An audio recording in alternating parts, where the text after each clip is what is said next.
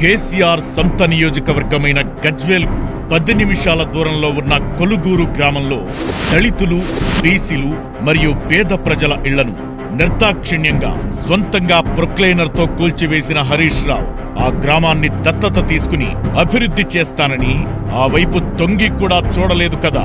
అప్పుడు మేము అడిగినప్పుడు ఏం చెప్పింది తెలుసా, అదట అర్ధచంద్రాకారపు డిజైన్ కట్టిండట హరీష్ రావు. బోకు మాటలు, చాలా విధ్వంసము. అక్కడ ఏమి వాళ్ళ పునరావాసం కూడా కల్పించిన పాపాన పోలేదు వాళ్ళు. ఎన్నోసార్లు ఆ గ్రామం మీద నుండి పోయినా కనీసం ఒక్కసారి కూడా ఆగలేదు.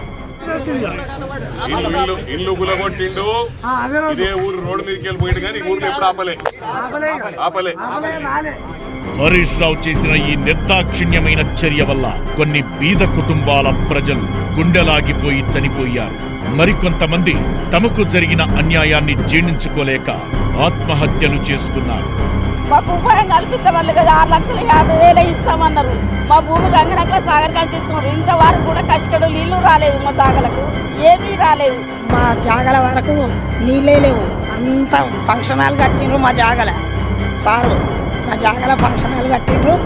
మాకు భూమి లేదు, ఆ నీళ్లు కూడా లేవు. గతంలో ఇలాంటి చర్యలతో పేదల జీవితాలతో ఆడుకుని ఉసురు పోసుకున్న హరీష్ రావు ఈ రోజు మూసీ బాధితులపై మొసలి కన్నీరు కార్చుతున్నారు.